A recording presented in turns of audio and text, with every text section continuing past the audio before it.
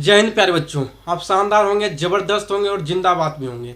तो चलिए आज हम स्टार्ट करेंगे क्लास 12 का बहुत ही बेहतरीन चैप्टर नंबर 3 संपूर्ण क्रांति, जो कि एक भाषण है जयप्रकाश नारायण जी के द्वारा दिया गया ये भाषण है। और ये पार्ट 1 पार्ट 2 वीडियो हम करा दिए गए हैं, ये आपका पार्ट 3 वीडियो है। और निकाल लीजिए जो है कितना, तो पेज नंबर 38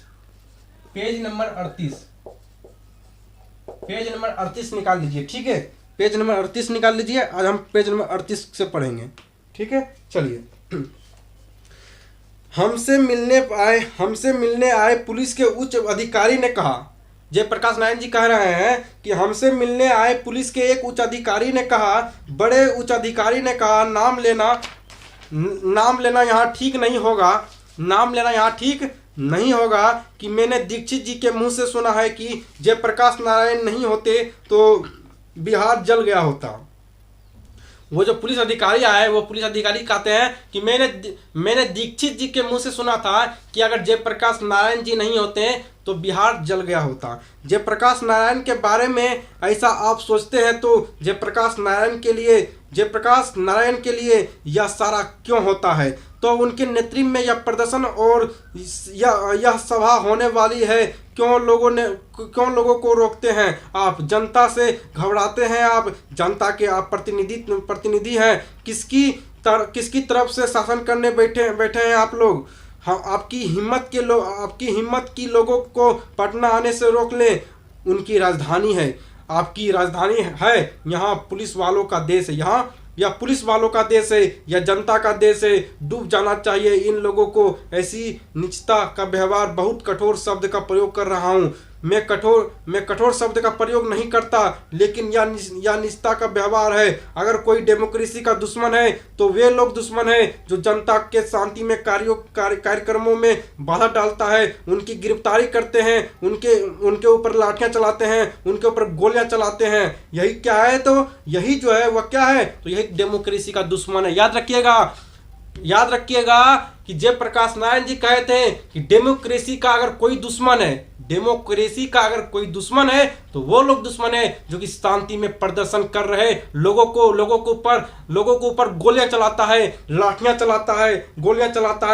चलाता है, गिरफ्तारियां करवाता है। वही जो है क्या है? तो डेमोक्रेसी का दुश्मन है। सबसे बड़ा दुश्मन अगर कोई है तो वही लोग जो है डेमोक्रेसी का दुश्मन है। ये जयप्रकाश नारायण जी कहते हैं। इसे बदलना चाहती है जनता। जयप्रकाश नारायण छात्र युवक, क्योंकि जो भी आंदोलन इस देश में आज उठेगा उसका नेता युवक रहेगा, छात्र रहेंगे, इसमें कोई संदेह नहीं है हमको। मित्र, एक बात तो यह कहनी थी। मैं जानता हूँ कि डॉक्टर रहमान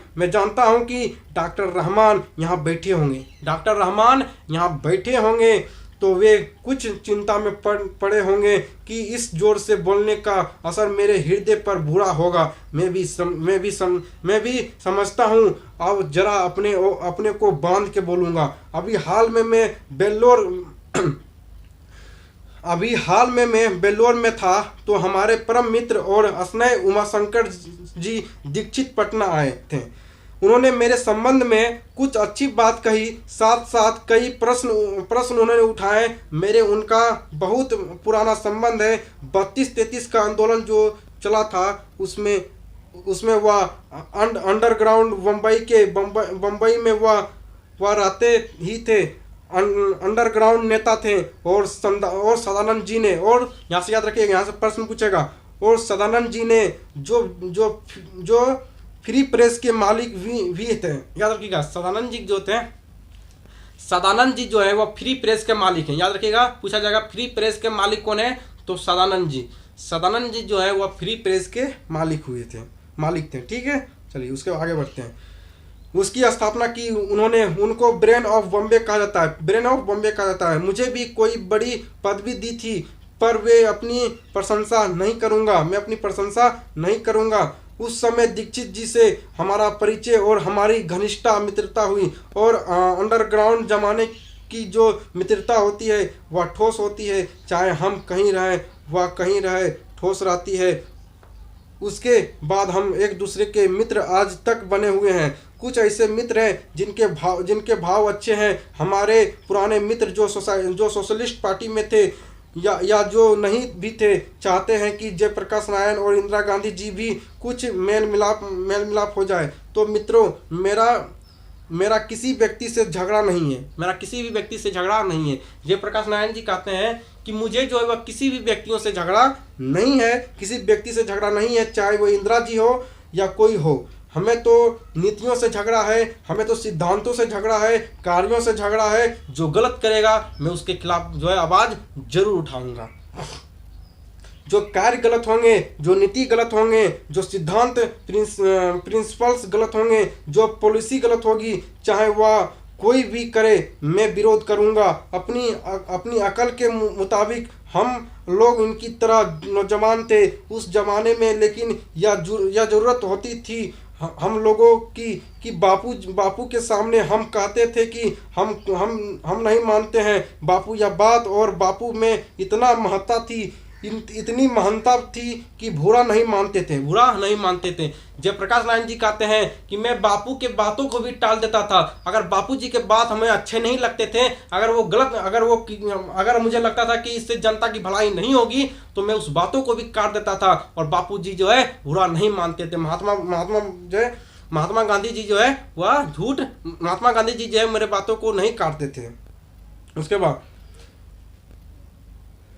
फिर भी बुलाकर हमें प्रेम से समझाते थे तो उनकी भी आलोचना की है मैंने।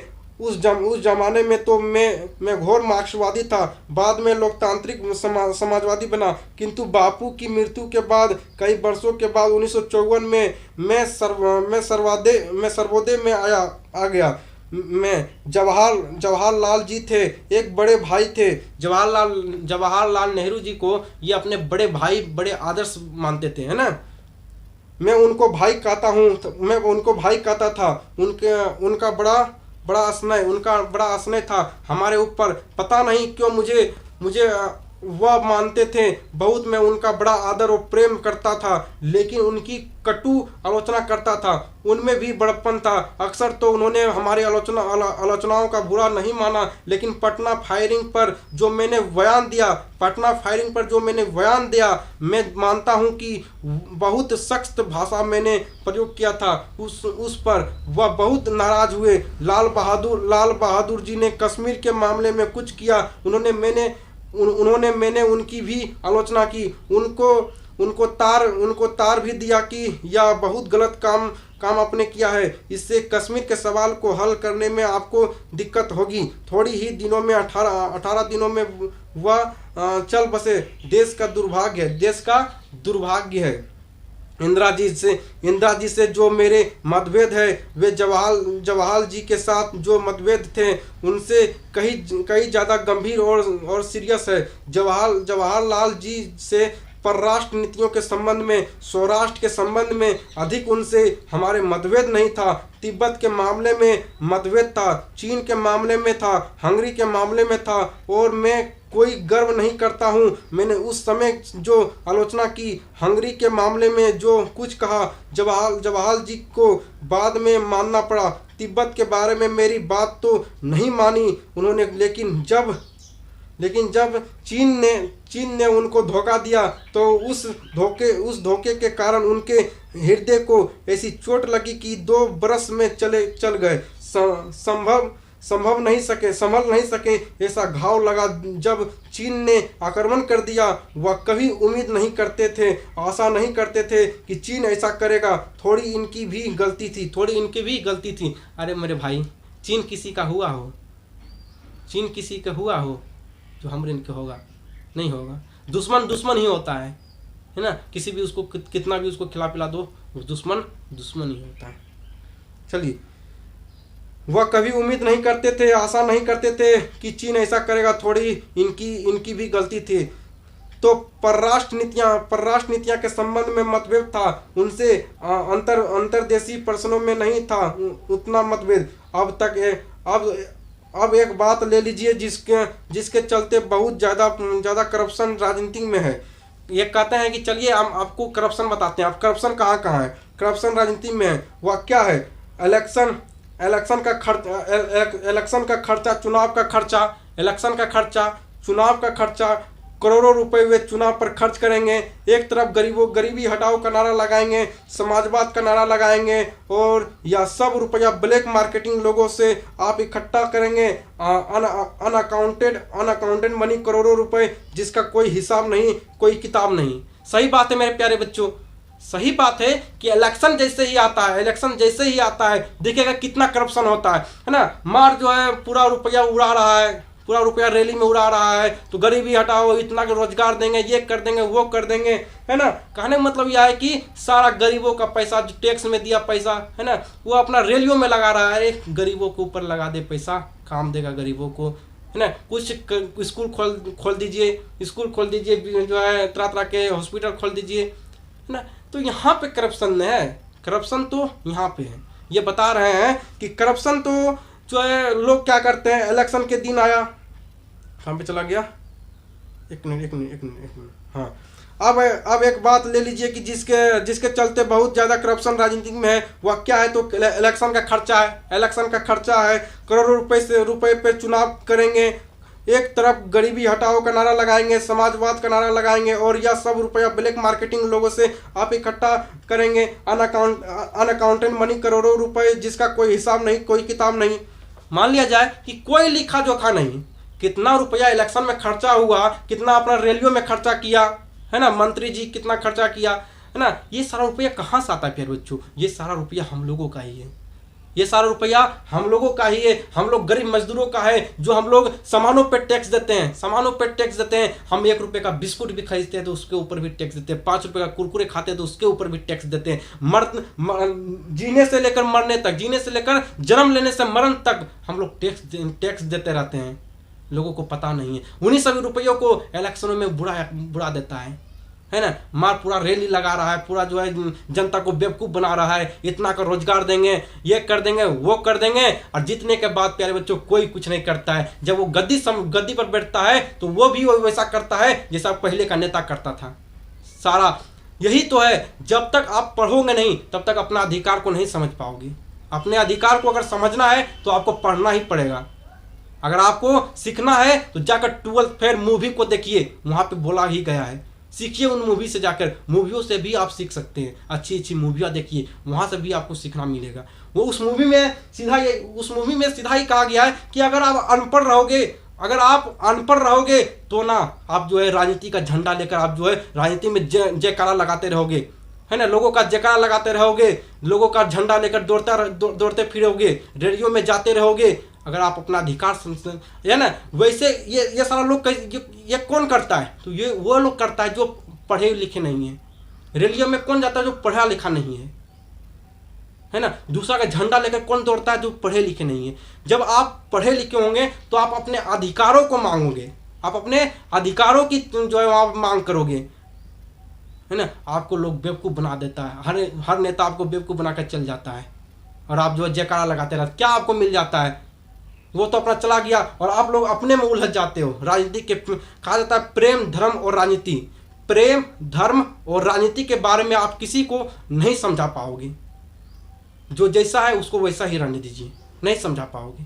बहुत कठिन समस्या है समझाना, है ना। इसलिए पढ़िए, अपने अधिकारों को समझिए, मत किसी के झंडा को लेकर आप रैलियों में दौड़िए, है ना। दौड़ता वही है जो पढ़ा लिखा नहीं है, जिसको अपना अधिकार मालूम नहीं है, वही इन सभी रैलियों में दौड़ता है। पढ़े लिखे लोग जाकर नेताओं से हाथ मिलाता है और सीधा इलेक्शन में लड़ता है, सीधा उसको कुर्सी मिलता है, सीधा उसको इलेक्शन में लड़ने का अधिकार मिलता है। और आपको क्या मिलता है? कुछ नहीं, बस जयकारा लगाते हो। धिक्कार है आपके ऊपर। पढ़िए, सीखिए कुछ। इन नेताओं जो जितना चुतिया बना रहा है, इन नेताओं से आप सीखिए। उसके बाद अब सीखोगे तब जब आप पढ़ोगे, इसलिए पढ़िए, पढ़ना जरूरी है। अगर ज़िंदगी में अपना अधिकार अगर जानना चाहते हो तो आपको पढ़ना ही पड़ेगा। चलिए, इतना तो बताना बहुत ज़रूरी है इन सभी की चीज़ों के ऊपर। आगे बढ़ते हैं। आज से नहीं बरसों से मैं पुकार रहा हूं कि भाई इस चुनाव की पद्धति में आमूल परिवर्तन होना चाहिए। चुनाव का खर्च कम करना चाहिए। अगर चाहते हैं आपकी गरीबी उम्मीदवार खड़ा हो सके, मजदूर उम्मीदवार खड़ा हो सके, किसान उम्मीदवार खड़ा हो सके, गरीब पार्टी जो गरीब की पार्टी है वह अपने उम्मीदवार को खड़ा कर सके। सुनता है कोई। देख लीजिए, यही जयप्रकाश नारायण जी है। ये जयप्रकाश नारायण जी कहते हैं कि हम तो कहते हैं कि सभी को समान अधिकार होना चाहिए। गरीब भी जो है वह चुनाव लड़ सके। गरीब भी चुनाव लड़ सके। गरीब चुनाव कब लड़ेगा? जब खर्चा कम होगा। उनको लड़ने का जो है अधिकार देगा तो ना। सुनिएगा, उसके बाद प्रेस रिपोर्टों से पता चलता है कि इस आंदोलन के द्वारा मैं दलविहीन लोकतंत्र की स्थापना करना चाहता हूं। दलविहीन लोकतंत्र सर्वोदय विचार का मुख्य राजनीतिक सिद्धांत है और उस विचार का प्रचार पिछले वर्षों में करता रहा हूं और ग्राम सभाओं के उधार पर दलविहीन प्रतिनिधित्व स्थापित हो सके इसका प्रयत्न भी करता हूं।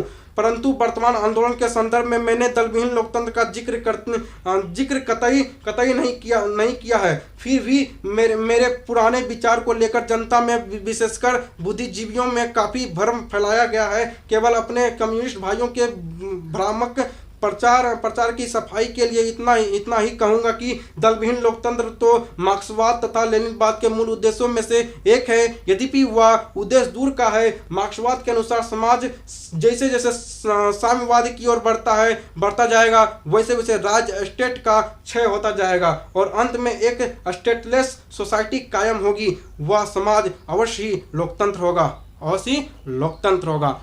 कहने का मतलब यह है कि अगर कोई आपको पार्टी में खड़ा होने नहीं दे रहा है तो दलविहीन लोकतंत्र, बिना निर्दलीय चुनाव लड़िए। आपको कोई रोक सकेगा? नहीं रोक सकेगा। देख लीजिए, जब चुनाव आता है जिसको सीट नहीं मिलता है, जिसको किसी पार्टी से जो है सीट नहीं देता है, तो वो निर्दलीय लड़ता है। आप स्वतंत्र देश के स्वतंत्र नागरिक हो, आप लड़ सकते हो। आपको इतना अधिकार है। आप स्वतंत्र देश के स्वतंत्र नागरिक हो, आपको अधिकार है। चुनाव भी लड़ सकते हैं। अगर कोई सीट नहीं देता है तो आप निर्दलीय लड़िए। आपके अंदर काबिलियत है तो निर्दलीय लड़िए। लेकिन मेरे प्यारे बच्चों, याद रखिएगा, पढ़े लिखे लोग राजनीतिक में नहीं जीत पाएंगे। जीतता वही है जो अनपढ़े होते हैं। पढ़े लिखे लोग बहुत ही कम ही जीतते हैं, क्योंकि जनता पढ़े लिखे लोग को लाना नहीं चाहती है। इसका कारण यही है। इसका कारण क्या है जानते हो? इसका कारण यही है कि अगर पढ़े लिखे लोग आएंगे तो समाज को सुधार देंगे। चलिए प्यारे बच्चों, फिर मिलेंगे नेक्स्ट वीडियो में। तब तक के लिए बाय बाय। जय हिंद, जय भारत। गर्व से कहिए जय भीम।